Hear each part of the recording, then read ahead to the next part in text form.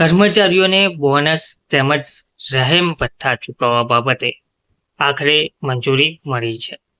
લાંબા સમયની માંગ સામે આખરે રાજ્ય સરકારે કર્મચારીઓના હિતમાં નિર્ણય લીધો છે.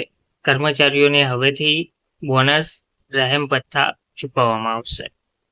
વિગતવાર માહિતી શું છે તે જોઈએ. નમસ્કાર મિત્રો, સ્વાગત છે તમારું અમારી યુટ્યુબ ચેનલ પર.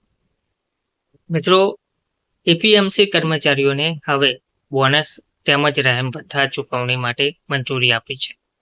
રાજ્ય સરકાર દ્વારા આ એક મહત્વનો નિર્ણય લેવામાં આવ્યો છે, જેમાં 224 એપીએમસીના 3000થી વધુ કર્મચારીઓ કર્મયોગીઓ લાભાન્વિત થશે. નિયમો અનુસાર 40% મહેકમ ખર્ચની મર્યાદા ધરાવતી એપીએમસી કર્મચારીને બોનસ ચૂકવી શકશે.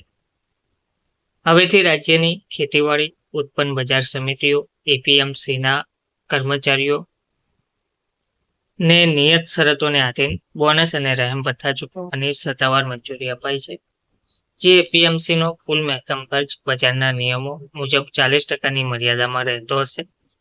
તેવી તમામ એપીએમસી નાણાકીય શિસ્તને ધ્યાને રાખીને પોતાના કર્મચારીઓને મહત્તમ 2 પગાર સુધીનું બોનસ અથવા તો રહેમ ભથ્થું ચૂકવી આપવામાં આવશે.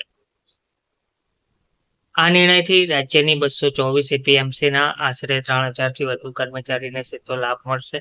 કૃષિ અને સહકાર મંત્રી જીતુભાઈ વાઘાણીએ જણાવ્યું હતું કે બજાર ફંડના સદુપયોગ અને ભથ્થાની ચૂકવણી અંગે રાજ્ય સરકારે કેટલીક મર્યાદાઓ નિર્ધારિત કરી છે, પરંતુ કર્મચારીઓના હિતોને ધ્યાને રાખીને વચગાળાનો સકારાત્મક મધ્યમ માર્ગ અપનાવીને બોનસ ચૂકવવાની કાયદેસરની છૂટછાટ આપી છે. જ્યારે બોનસ સિવાયની અન્ય વહીવટી શરતો અગાઉ મુજબ યથાવત રખાઈ છે.